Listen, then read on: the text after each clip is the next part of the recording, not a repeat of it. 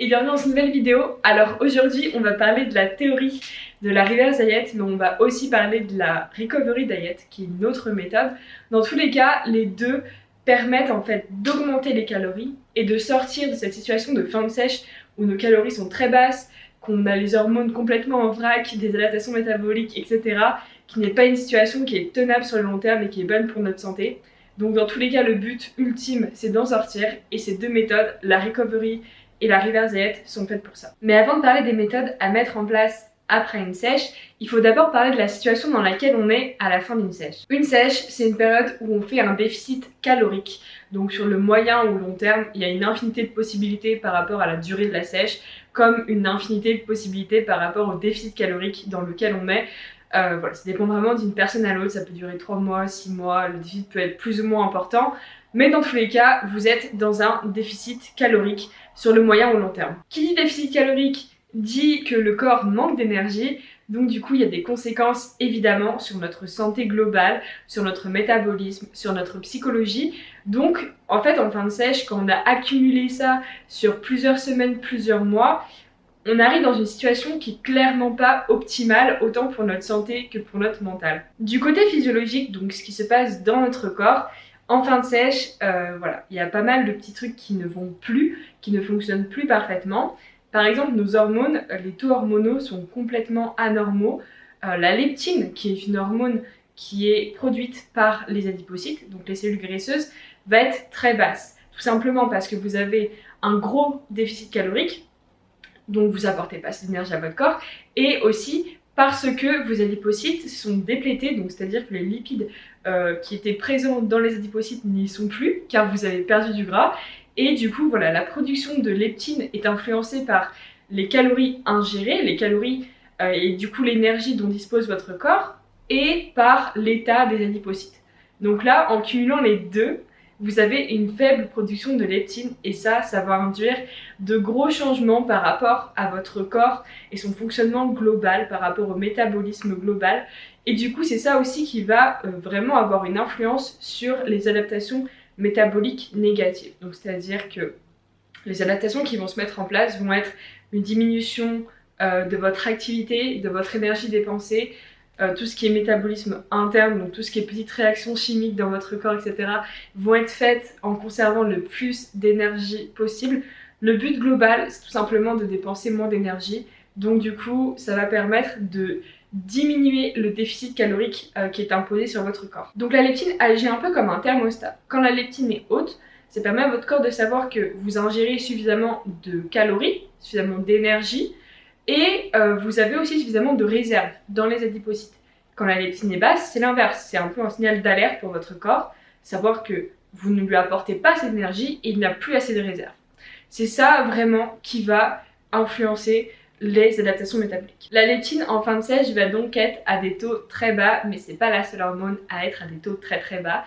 Il y a aussi les hormones thyroïdiennes, donc T3 et T4, qui vont être à des taux très faibles, et ça va aussi influencer votre métabolisme en diminuant votre métabolisme. Donc leptine et hormones thyroïdiennes vont vraiment être les facteurs en premier plan par rapport au métabolisme et à la diminution du métabolisme lors d'une sèche. Dans un autre domaine que le métabolisme, il y a les hormones sexuelles qui vont être aussi à des taux très faibles. Donc pour les hommes, ça va être la testostérone, pour les femmes, ça va être estrogène, progestérone, mais il y a aussi globalement la LH et FSH qui vont être beaucoup plus basses que la normale. Tout ça va influencer énormément de choses, parce que la testostérone n'est pas uniquement dans le domaine de la reproduction, mais ça va aussi influencer la rétention musculaire, etc. Et pour les femmes, le fait d'avoir la progestérone et œstrogène ainsi que LH et FSH très bas, ça va avoir de gros impacts sur le cycle menstruel. Généralement, il y a une perte de règles car il n'y a plus d'ovulation, il n'y a plus de cycle en fait qui fonctionne bien et qui se met en place. Donc ça a des effets vraiment délétères, et pareil, l'œstrogène, c'est pas uniquement sur la fonction reproductrice que ça a des effets, ça a des effets sur énormément de facteurs pour le corps. Vraiment, il y a une multitude de choses qui peuvent être influencées par les œstrogènes, et la masse musculaire en fait aussi partie. Donc les hormones sexuelles ne sont pas uniquement impliquées dans tout ce qui est fonction reproductrice, mais vont influencer énormément d'autres fonctions dans le corps. Ensuite, une autre hormone qui est pertinente pour la sèche, c'est la gréline. Donc c'est une hormone, l'hormone de la faim on va dire. Et en fait quand la gréline est haute, on a une faim qui est beaucoup plus importante. Quand la gréline est basse, on a beaucoup moins faim. Donc ça c'est aussi une hormone qui va réguler par rapport à la faim, etc. Et en fin de sèche, on a vraiment faim, et bien c'est parce que nos taux de gréline sont très élevés. Ça c'était globalement pour les hormones les plus importantes, celles qui vont avoir un impact le plus important lors d'une sèche. Mais il n'y a pas que les hormones qui sont dans une mauvaise position en fin de sèche, il y a aussi le sommeil, et le sommeil c'est super important, et le sommeil va aussi influencer les hormones. Enfin, tout est évidemment en relation, hein. Il n'y a pas un facteur qui est isolé des autres, mais il y a aussi le sommeil qui joue un rôle super important dans notre composition corporelle et notre humeur générale, notre physiologie générale. Donc quand le sommeil commence à être impacté négativement, c'est pas une bonne chose. Quand on arrive en milieu fin de sèche, c'est à ce moment-là que le sommeil commence à vraiment se détériorer. Donc la qualité globale évidemment est de moins en moins bien, c'est-à-dire qu'on a un sommeil de moins bonne qualité, on récupère moins bien, on a un sommeil moins profond, donc sommeil très léger. On a aussi souvent des problèmes de nocturia, c'est-à-dire qu'on se lève la nuit beaucoup pour faire pipi parce que notre sommeil est super léger. Donc nos reins fonctionnent de la même manière que pendant la journée, donc on a besoin d'aller aux toilettes à la même fréquence que dans la journée, alors que normalement la nuit les reins sont au repos. Donc le sommeil global est vraiment impacté au niveau de sa qualité, mais aussi au niveau de sa quantité. Généralement, on n'arrive pas à dormir autant. On a aussi beaucoup de difficultés à s'endormir. Parfois, ça prend 1 heure, 2 heures pour s'endormir. Donc voilà, le sommeil est pas bon du tout en fin de sèche et ça commence déjà souvent dès le milieu de la sèche. Bien sûr, comme j'en ai parlé un petit peu précédemment, il y a les adaptations métaboliques négatives. Donc ces adaptations métaboliques-là vont servir à conserver de l'énergie. Donc limiter au plus possible la dépense énergique de votre corps. Donc, par exemple, le facteur le plus important là-dedans, ça va être la réduction du NEAT, donc la réduction de l'activité qui est en dehors de l'exercice, donc l'activité on va dire générale, comme juste, par exemple là je parle en faisant plein de gestes, ça dépense de l'énergie, le fait de faire les courses, de faire le ménage, de marcher, etc. Ça c'est de l'énergie qui est dépensée mais qui n'est pas liée à l'activité physique, on va dire au niveau de l'entraînement physique. Donc c'est pas de la musculation, c'est pas du crossfit, c'est pas quoi que ce soit, c'est de l'énergie qu'on dépense dans notre vie de tous les jours. Cette énergie là va être clairement diminuée. On peut se rendre compte en fait qu'en fin de sèche on est beaucoup plus léthargique, on n'a pas envie de sortir, de marcher, on a la flemme de se lever du canapé, on a la flemme de tout, clairement. Quand on marche, on est en mode zombie, on fait pas beaucoup de gestes, on regarde pas beaucoup autour de nous. Quand on parle, on fait beaucoup moins de gestes aussi. Donc en fait, on se rend compte que notre corps économise beaucoup d'énergie et ces économies-là passent par le fait d'être moins actif dans la vie de tous les jours. Parce que ça dépense quand même beaucoup d'énergie. À la fin de la journée, on se rend pas compte, mais ça dépense une grosse partie de notre énergie. Et du coup, en supprimant ça, le corps conserve de l'énergie. Et il en va de soi par rapport à tout ce que j'ai dit précédemment, en fin de sèche, on manque d'énergie et on manque de force. Donc c'est clairement pas une situation dans laquelle on veut rester. Physiologiquement, c'est pas bon du tout pour notre santé et on a besoin de sortir du coup de cet état. Maintenant, parlons du côté psychologique qui est tout aussi important que le côté physiologique, hein. En fin de sèche, on est super irritable, donc rien nous énerve clairement, même s'il n'y a pas vraiment de raison valable, on est super irritable. Ensuite, on est complètement obsédé par la nourriture, donc on ne fait que penser à ça. On mange un repas, on pense déjà à manger le prochain, clairement. On n'arrête pas de penser à la junk food, etc., aux burgers, aux pizzas, aux donuts, à tout. On a envie uniquement que de manger tout le temps. C'est une réelle obsession. Aussi, on n'a pas forcément d'objectif précis, donc ça peut être un petit peu un problème pour certaines personnes qui ont besoin d'un objectif pour rester sur le droit chemin. Et en fait, quand on a fini la sèche, on n'a plus vraiment d'objectif. C'est un peu, bon maintenant, c'est quoi la prochaine étape? Et il y a beaucoup de personnes qui sortent de cet esprit de rigueur et du coup font un peu n'importe quoi parce qu'ils n'ont plus d'objectif précis. Donc c'est pour ça que c'est important d'avoir des stratégies après la sèche pour ne pas faire vraiment du n'importe quoi avec notre diète, etc. et rester sur les rails vers nos prochains objectifs. Donc c'est important en fait d'établir de nouveaux objectifs et d'établir aussi un plan pour la suite. Pour ne pas être là comme ça et se dire bon maintenant je sais pas quoi faire, je suis complètement perdue, freestyle, voilà. Et en fait gâcher tous nos efforts qu'on a fait précédemment lors de la sèche. Alors il y a 3 options qui s'offrent à nous quand on finit une sèche. La première, c'est faire du binge eating et manger n'importe quoi, exploser les calories pendant plusieurs semaines et gagner 20 kilos en 2 semaines. Ou alors il y a la reverse diet qui est une autre méthode un peu plus conservative on va dire, et la recovery diet qui est une troisième méthode qui permet d'augmenter un peu plus agressivement les calories et être dans une meilleure position plus rapidement. Clairement, je ne recommande pas du tout de faire un binge eating après une sèche, donc c'est-à-dire de faire du freestyle total lorsqu'on finit la sèche et manger n'importe quoi pendant plusieurs jours, plusieurs semaines. Ça peut avoir des dégâts mais énormes sur notre composition corporelle. On peut prendre énormément de gras, énormément de poids en 1 ou 2 semaines, hein. On peut regagner tout le poids perdu en 6 mois de sèche facilement, voire même plus. Donc clairement, je ne recommande absolument pas ça. C'est pour ça que c'est super important d'avoir un plan juste après la sèche et ne pas rien prévoir et se dire on verra, qui vivra verra. Non. En fin de sèche, si vous avez vraiment des objectifs de composition corporelle et un physique à atteindre, il faut absolument que vous ayez une stratégie et que vous la mettiez en place au mieux. 2 stratégies qui sont viables en fin de sèche, c'est la reverse diet et la recovery diet. Commençons par parler de la recovery diet. Donc c'est une méthode qui a été mise en place par Eric Helms et son équipe, donc 3DMJ. En français c'est 3DMJ, ça sonne un peu moins bien, c'est pas grave. Et c'est une méthode qui est assez différente de la reverse, mais pas entièrement sur certains principes. Dans tous les cas, comme je l'ai dit, les 2 méthodes, le but c'est de sortir de cette phase avec un déficit calorique très élevé et des calories du coup très faibles à augmenter les calories pour avoir un nombre de calories suffisant pour être en bonne santé et inverser toutes les adaptations métaboliques négatives et tous les autres points négatifs qui étaient présents en fin de sèche. Mais le principal point différent par rapport à la reverse diet, c'est que la recovery diet a pour but d'augmenter les calories de manière beaucoup plus agressive et en fait de retourner à une bonne condition physique et psychique le plus rapidement possible après la sèche. Pour revenir à une position qui est optimale pour construire du muscle, il va falloir reprendre du poids, reprendre du gras. C'est une nécessité parce qu'en fait quand on finit cette sèche avec un taux de masse grasse qui est très faible, on n'est pas du tout dans un environnement qui est fait pour la construction musculaire.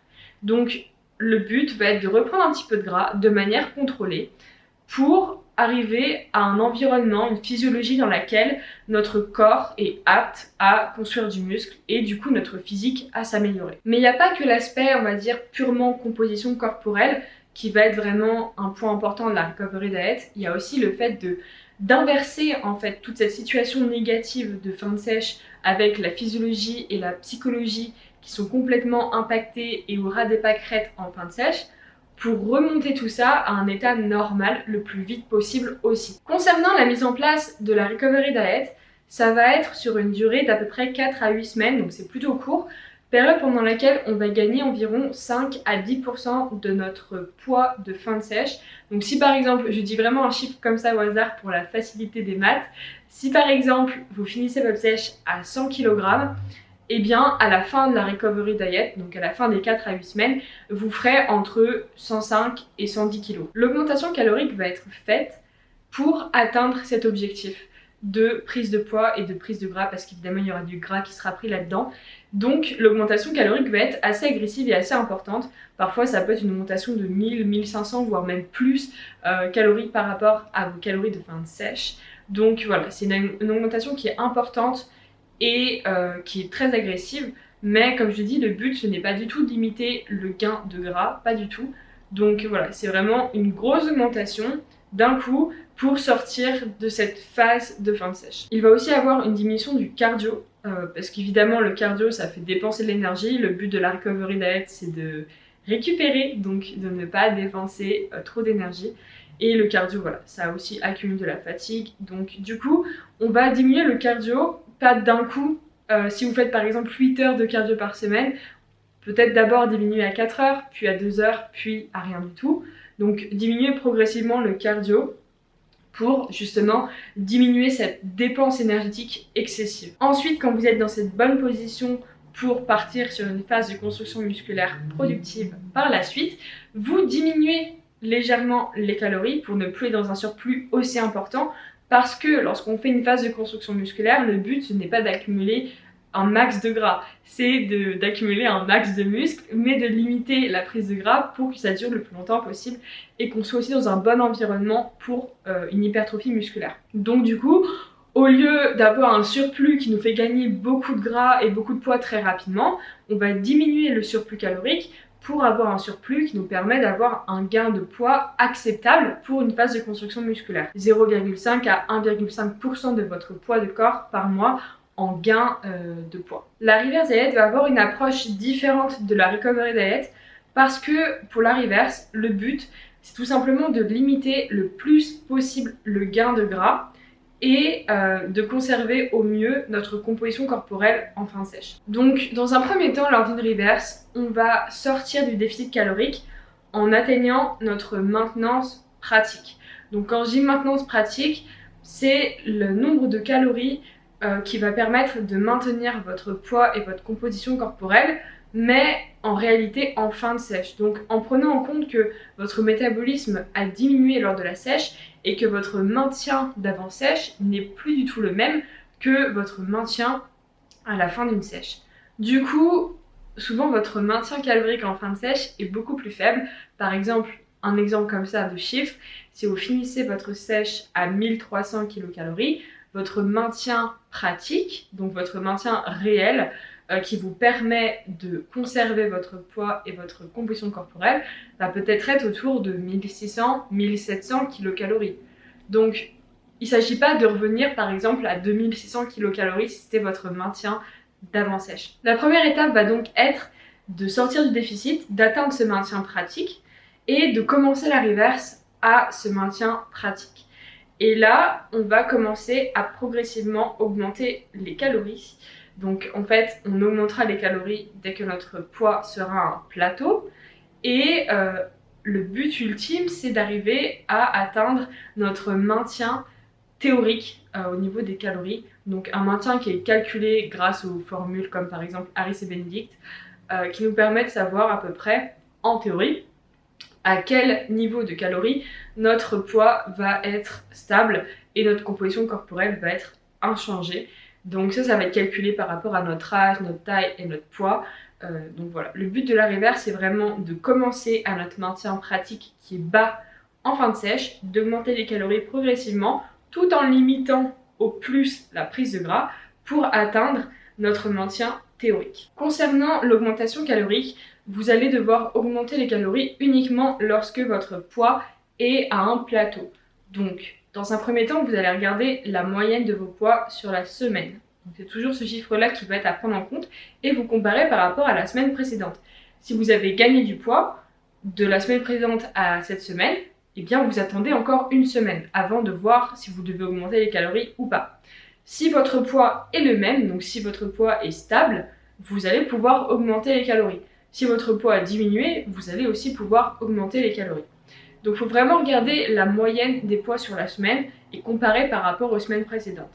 Lorsque vos poids est stable ou alors si votre poids a diminué, vous allez faire une augmentation calorique de 5 à 10%. Par exemple, si vous êtes à 1000 calories, pareil, simplicité pour les maths, vous allez augmenter pour atteindre 1050 ou 1100 kcal. Une augmentation de 5% va être une augmentation qui est plutôt conservative et une augmentation de 10% va être une augmentation plutôt agressive. Donc à vous aussi de gérer la reverse selon si vous voulez qu'elle soit vraiment conservative et limiter au maximum du maximum la prise de gras, ou un peu plus agressive pour qu'elle soit un peu moins longue et si vous n'accordez pas autant d'importance à une légère prise de gras. La durée de votre reverse diet va être plus ou moins longue selon 3 facteurs. Le premier, ça va être le temps dont votre corps a besoin pour se stabiliser après une augmentation calorique.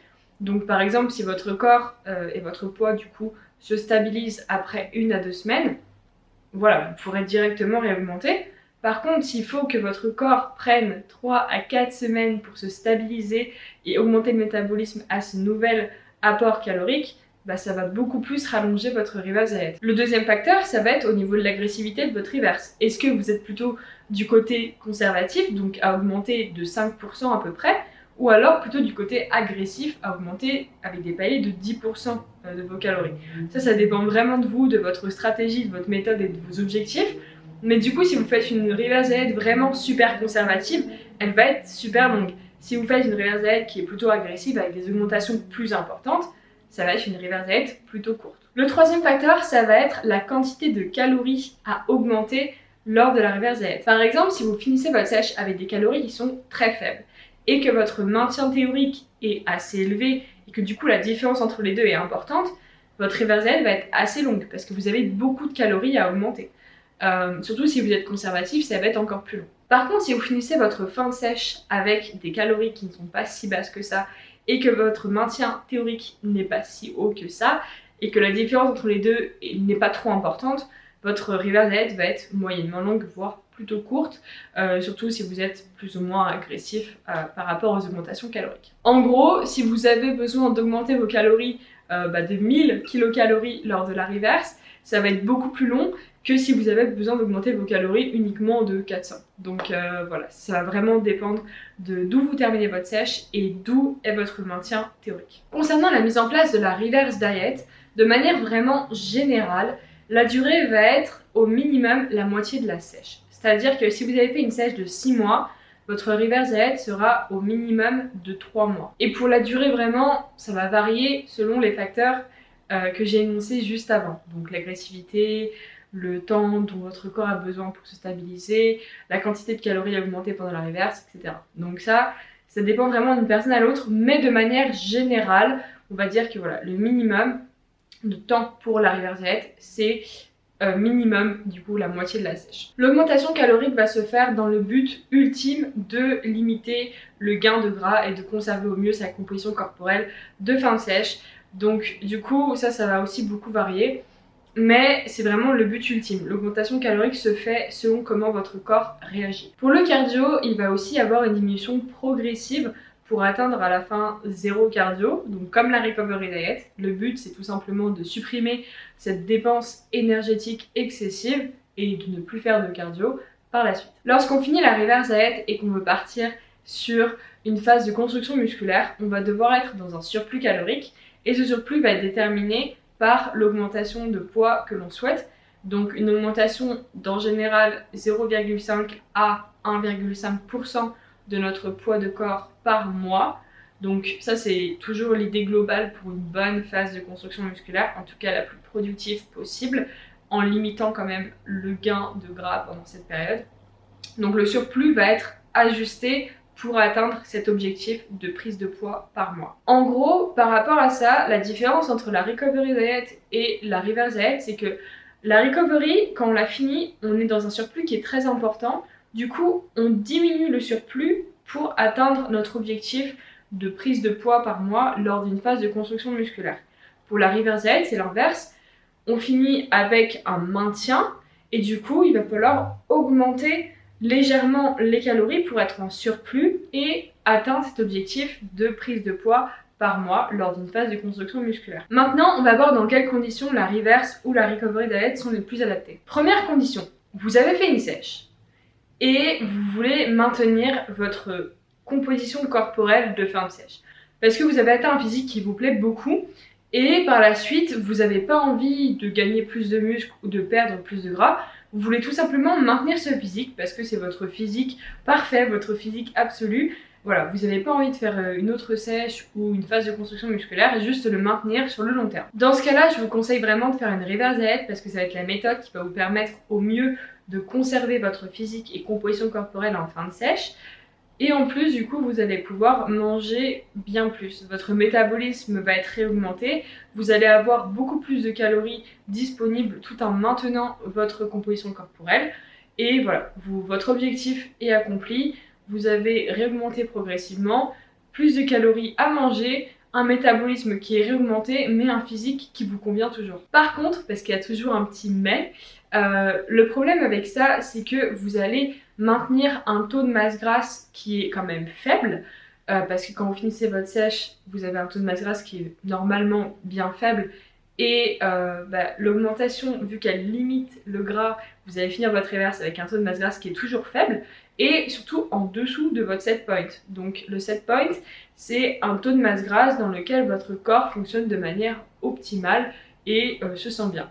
En étant toujours en dessous de ce set point, ça va causer des petits problèmes au niveau des adaptations métaboliques négatives. C'est-à-dire que même si vous faites une reverse, vous n'allez pas complètement revenir à la normale. Elles ne vont pas être complètement inversées. Donc vous allez toujours avoir quelques petites adaptations métaboliques négatives, toujours un peu moins d'énergie, toujours un peu plus faim, etc. Donc on va dire que c'est un peu le prix à payer pour conserver un physique sec, un physique moins gras, un physique qui vous plaît. Voilà, il faut faire un petit compromis quelque part.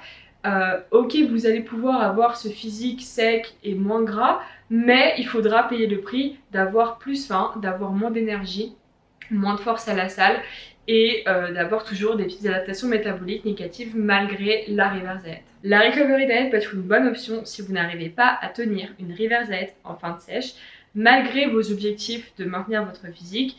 Si vous faites des binges sans arrêt pendant plusieurs jours, que vous n'arrivez pas à vous arrêter, que vous n'arrivez pas à respecter vos calories de reverse diet, vaut mieux faire une recovery diet avec beaucoup plus de calories, mais tout en restant dans un certain contrôle de votre gain de poids et gain de masse grasse, que de faire du binge et partir en freestyle et prendre énormément de poids, énormément de gras.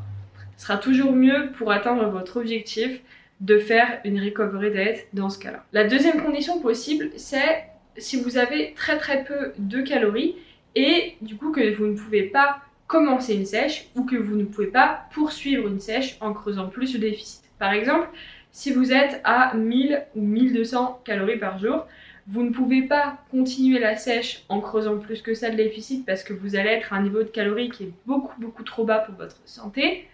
Vous ne pouvez pas non plus commencer une sèche à 1000 ou 1200 kcal. La reverse diet, c'est clairement la meilleure option dans ce cas-là parce que ça va vous permettre d'augmenter votre métabolisme et d'augmenter vos calories tout en limitant votre prise de poids et prise de gras. Comme ça, quand vous aurez des calories suffisamment élevées et un métabolisme suffisamment élevé, vous pourrez commencer une sèche qui sera efficace et tenue sur le long terme. Donc vous allez perdre le gras que vous vouliez perdre dès le début.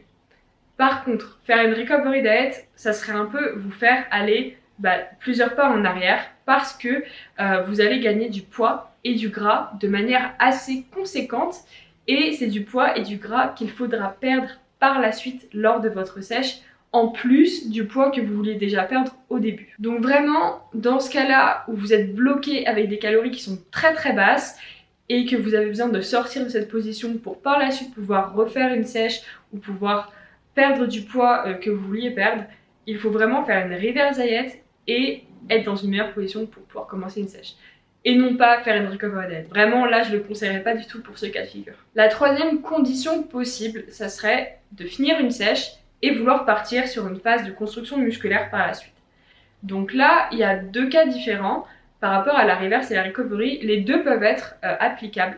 Donc les deux sont des méthodes qui sont viables, ça dépend juste de votre objectif. La reverse diet va être plutôt adaptée pour les personnes qui veulent limiter au max la prise de gras avant de commencer la phase de construction musculaire pour partir sur une bonne base au niveau de la composition corporelle, c'est-à-dire peu de gras pour pouvoir faire ensuite une longue phase de construction musculaire parce que pendant cette phase de construction musculaire, on va forcément prendre du gras. Aussi, la reverse diet va être plutôt adaptée pour les personnes qui n'ont pas de limite temporelle par rapport à leur objectif. À la fin de la reverse, vous aurez donc un métabolisme réaugmenté, les adaptations métaboliques négatives seront inversées, vous aurez des hormones normalement entre normales, une meilleure humeur, moins de focus sur la nourriture, etc. Et vous aurez aussi un physique avec une bonne composition corporelle, peu de gras, et ce sera parfait pour commencer votre phase de construction musculaire. La recovery diet peut être super intéressante, surtout pour tout ce qui est athlète, donc les personnes qui font des compétitions, parce que ça vous permet de revenir le plus vite possible dans une bonne condition physique pour commencer la off-season, donc pour pouvoir avoir une off-season super productive le plus vite possible. Parce que si vous faites par exemple des compétitions tous les ans, faire une reverse diet ça va vous prendre plusieurs mois et vous aurez très peu de temps en fait pour votre off-season avant de recommencer une sèche pour la prochaine compétition. Du coup, si vous avez 3 mois de off-season, c'est pas là que vous allez faire un max de gains musculaires. En gros, plus la off-season est longue, mieux c'est, si vous voulez vraiment progresser d'une compétition à l'autre. Donc ça va être super important de faire une recovery diet pour les personnes comme ça qui ont des limites au niveau du temps et des athlètes qui veulent vraiment s'améliorer physiquement. Donc le plus vite vous pouvez retourner à une phase de construction musculaire, le mieux c'est. Donc voilà, après votre sèche, les deux meilleures options, c'est de faire une reverse diet ou une recovery diet. Les deux sont complètement différents, pour des objectifs complètement différents, et c'est adapté selon vous, selon ce que vous arrivez à tenir, selon vos objectifs, etc. Donc je vous ai un peu exposé les deux méthodes, à vous de voir celle qui vous convient le mieux. Aussi dites-moi en commentaire si vous avez déjà testé l'une ou l'autre, ce que vous en pensez. Vraiment ça m'intéresse beaucoup d'avoir votre avis là-dessus, votre point de vue, vos expériences. Donc n'hésitez pas à écrire des petits commentaires et tout me dire. Ce que je vous propose, c'est d'arrêter la vidéo ici, parce que la prochaine vidéo sera sur mon expérience de la reverse diet et comment j'ai géré cette reverse diet après ma sèche de 2020. Donc on va en parler, on va dire, avec tous mes détails et toutes mes données personnelles dans une prochaine vidéo. Là c'était vraiment le côté théorique, donc vous avez tout, toutes les infos. On va se laisser là. Si vous avez aimé la vidéo, mettez-moi un petit j'aime, ça me fera trop plaisir. Abonnez-vous et à la prochaine.